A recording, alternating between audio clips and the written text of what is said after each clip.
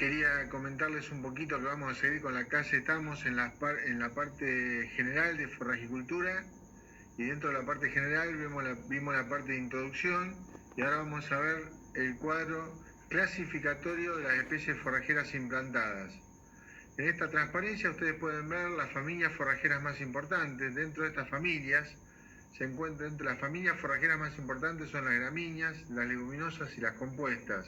Dentro de cada una de ellas se encuentran las especies forrajeras implantadas más importantes que vamos a utilizar en los sistemas productivos pastoriles y semipastoriles. Es decir, dentro de la gramínea hay especies forrajeras que ahora vamos a ver en el cuadro, de las leguminosas también, y de las compuestas lo que nos interesa es la chicoria forrajera.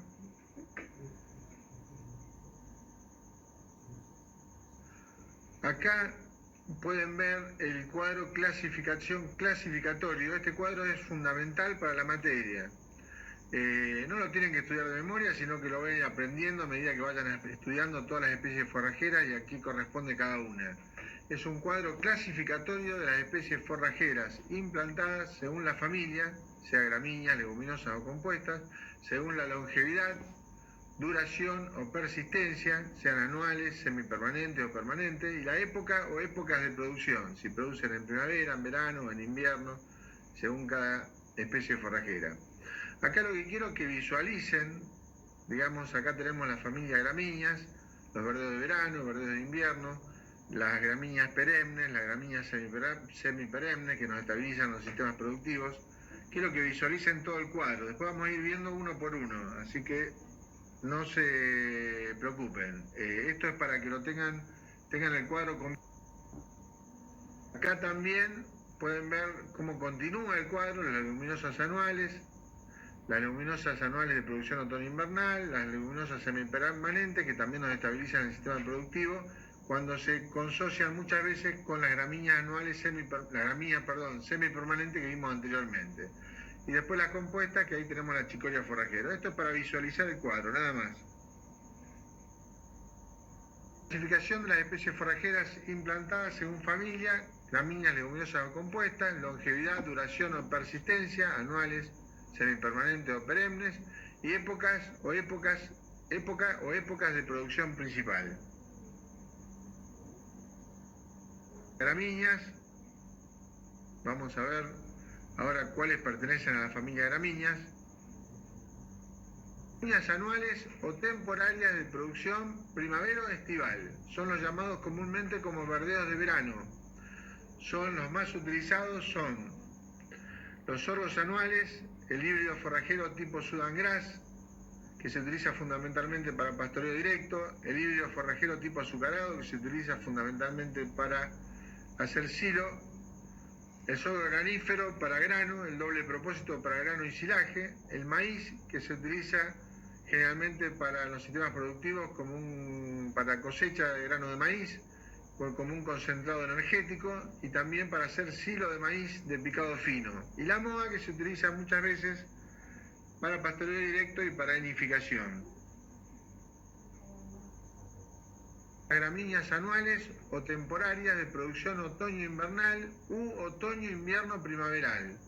Son los comúnmente llamados verdeos de invierno. Pueden ser típicos o atípicos. Los típicos son los que producen típicamente en otoño y en invierno su curva de producción. Pueden ser la avena, la cebada, el centeno, el trigo y el triticale, que es un cruzamiento entre el trigo y el centeno. Y los atípicos, que son los que producen, se llaman así porque producen a la salida del invierno y en primavera. Es decir, que su curva se corre hacia la derecha. El que más utilizado de ellos es el ryegrass anual. También está la cebadilla criolla de pastor romano, pero el más utilizado y que cada vez se utiliza más es el ryegrass anual. Gramíneas semiperennes o semipermanentes de producción otoño, invierno, primavera, verano. Estas conjuntamente duran 4, 5, 6 años y cuando se siembran en mezcla con las leguminosas semipermanentes como la alfalfa, festuque, ryegrass, o alfalfa, lotus, cebadilla criolla y ryegrass, nos estabilizan los sistemas productivos pastoriles y semipastoriles. Acá tenemos el pastobillo, la cebadilla criolla, el raíraz anual. Los más utilizados son la cebadilla criolla, el raíraz anual, el raíraz perenne, que en realidad es semiperenne, la festuca y el agropiro alargado. Esos son los más utilizados. El agropiro alargado en campos problema, clase 6 y 7. Las gramíneas perennes de producción primavera o estival. Es decir, estas son gramíneas que duran no toda la vida, o permanentes o perennes, pero sí duran 8, 9, 10, 11 años, como el caso del gramarrode, que los gramarrodales pueden durar hasta 11 o 12 años. Estas son las famosas especies megatérmicas o C4, para zonas subtropicales y tropicales. En nuestro país, para las zonas del norte, subtropicales. Las que más se utilizan de estas C4 megatérmicas en campos de zona templado, que a veces se utilizan en campos marginales, en zonas templadas o templados fríos, el caso de gramarrode y gatón panic son muy comunes, porque han andado bien en esas zonas templadas de nuestro país, en la zona núcleo, por ejemplo. Pero en la zona norte se utilizan mucho las C4 como el pasto pangola, el buffelgrass, el gatón panning, las bracharias, cetaria, el panicum coloratum, que es el mijo perenne. Y que acá, quiero aclarar, la leucaena se utiliza en zonas tropicales, no la van a encontrar en nuestro país, es la única leguminosa que se utiliza como un arbusto en zonas tropicales.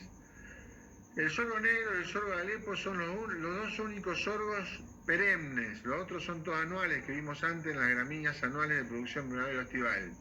Pero el sorgo negro, ahí táchenlo, yo se lo puse a propósito, no se siembra, es una plaga de la agricultura. Estas son pasturas implantadas, este no se utiliza, solamente no se siembra, solamente se los coloqué ahí para que ustedes sepan que de la isoieta de 700 milímetros hacia la izquierda, hacia la isoieta de 500, 600, 500 y 400 milímetros hacia el oeste, a veces se utiliza para realizar pastoreo directo cuando no hay pasto y por eso lo pueden ver en el campo, aunque puede tener algunos problemas si la pastorea muy chico de glucósido cianogenético con intoxicación por ácido cianhídrico, hay que tener cuidado, pero no se siembra. Gramíneas leguminosas. Anuales o temporarias de producción primavera estival. Acá tenemos la soja forrajera.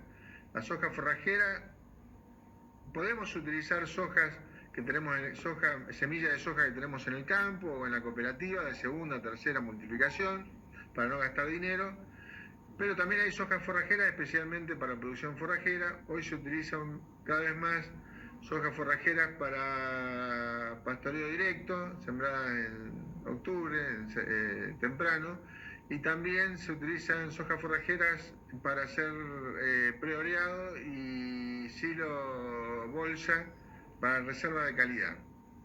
Se está utilizando un poco más.